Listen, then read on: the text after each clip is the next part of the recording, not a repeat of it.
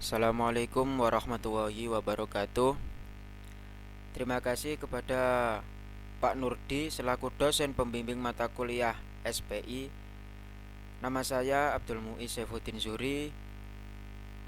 Saya dari Prodi PAIA semester 5. Saya di sini akan mempresentasikan judul makalah saya, yaitu Pendidikan Islam pada masa Rasulullah. Sebelumnya mohon maaf karena makalah saya sama dengan makalahnya Mas Hakim, jadi saya ambil inti-intinya saja. Langsung saja kita ke materi.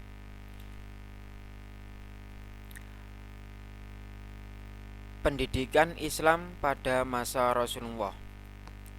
Sebelum Rasulullah lahir dan Islam ada, bangsa Arab dikenal dengan sebutan kaum jahiliyah, yakni kaum yang masih ada dalam kegelapan khususnya masalah keagamaan dan tauhid. Kaum Quraisy penduduk Mekah sebagai bangsawan di kalangan bangsa Arab hanya memiliki 17 orang yang pandai baca tulis, suku Aus dan suku Khazraj. Penduduk Yasrib, Madinah hanya memiliki 11 orang yang pandai membaca. Hal ini menyebabkan bangsa Arab sedikit sekali mengenal ilmu pengetahuan dan kepandaian lainnya. Dalam masalah ilmu pengetahuan, perhatian Rasulullah sangat besar. Rasulullah Shallallahu Alaihi Wasallam memberikan contoh revolusioner bagaimana seharusnya mengembangkan ilmu. Beliau mendapatkan hal-hal yang akan menjadi landasan dasar dalam usahanya, yaitu wahyu pertama yakni surat Al-Alaq, yang kedua adalah surat Al-Muddatsir. Yang selanjutnya, pendidikan Islam pada masa Rasulullah periode Madinah.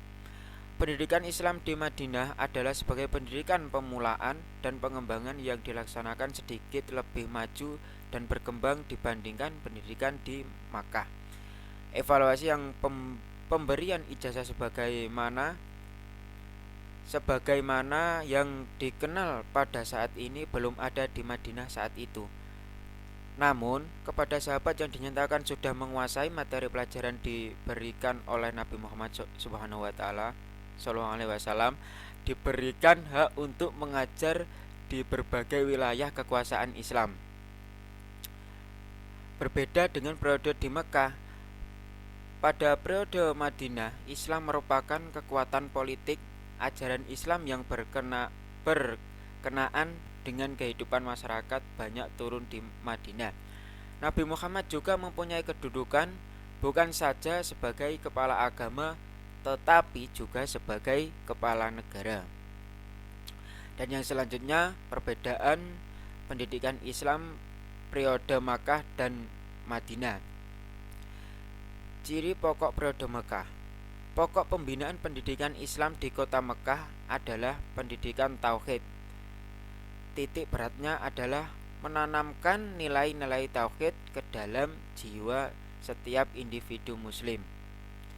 Dan yang selanjutnya yaitu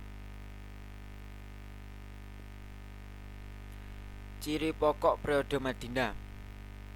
Pokok pembinaan pendidikan Islam di kota Madinah dapat dikatakan sebagai pendidikan sosial dan politik yang merupakan kelanjutan dari pendidikan tauhid di Makkah, yaitu pembinaan di bidang pendidikan sosial dan politik agar dijiwai merupakan cermin dan pantulan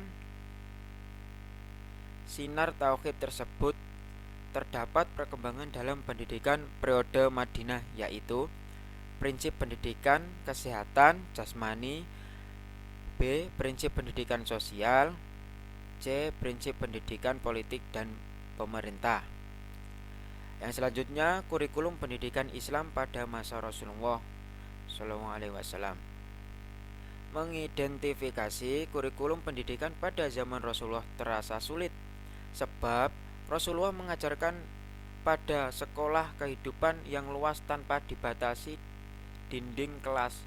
Rasulullah memanfaatkan berbagai kesempatan yang mengandung nilai-nilai pendidikan, dan Rasulullah menyampaikan ajaran di mana saja seperti di rumah, di masjid, di jalan, dan di tempat-tempat lainnya. Maka periode ini materi yang diajarkan hanya berkisar pada ayat-ayat Makkiyah sejumlah 93 surat dan petunjuknya yang dikenang dengan sebutan sunnah dan hadis. Materi yang diajarkan menerangkan tentang kajian keagamaan yang menitik beratkan pada keimanan, ibadah, dan akhlak.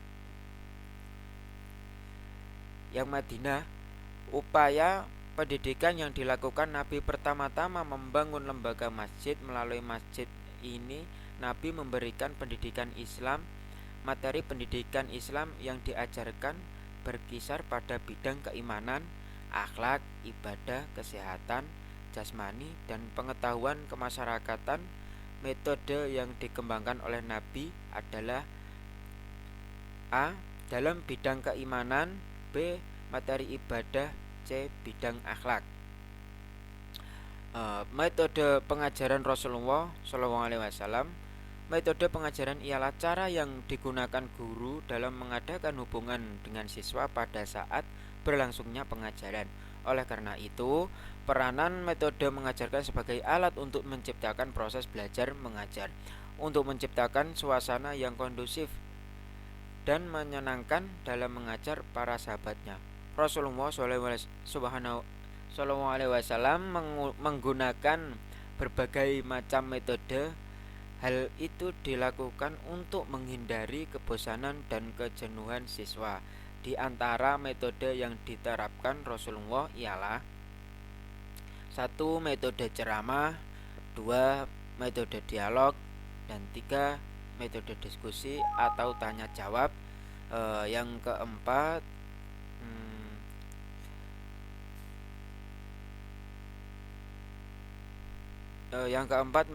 metode perumpamaan. Yang kelima metode demonstrasi. Yang keenam metode hafalan. Yang ketujuh metode kisah. Yang kedelapan metode eksperimen. Dan kesimpulan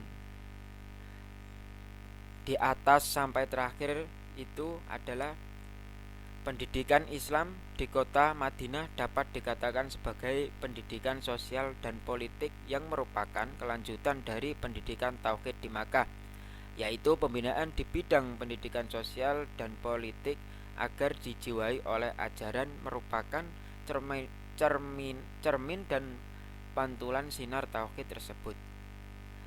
Mengidentifikasi kurikulum pendidikan pada zaman Rasulullah tidak mudah, sebab Rasulullah mengajarkan pada sekolah kehidupan yang luas tanpa dibatasi dinding kelas. Beliau menyampaikan ajaran di mana saja seperti di rumah, di masjid, di jalan, dan di tempat-tempat lainnya.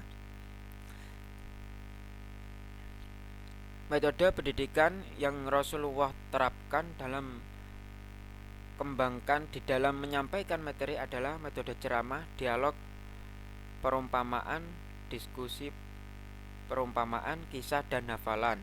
Rasulullah SAW telah melakukan serangkaian kebijakan yang sangat strategis dalam melaksanakan fungsinya sebagai pendidik. Proses transformasi ilmu pengetahuan dan internalisasi nilai-nilai spiritualisme yang dilakukan beliau merupakan mukjizat yang luar biasa. Itu tadi PowerPoint dari saya. Apabila kurang lebihnya mohon maaf yang sebesar-besarnya. Wassalamualaikum warahmatullahi wabarakatuh.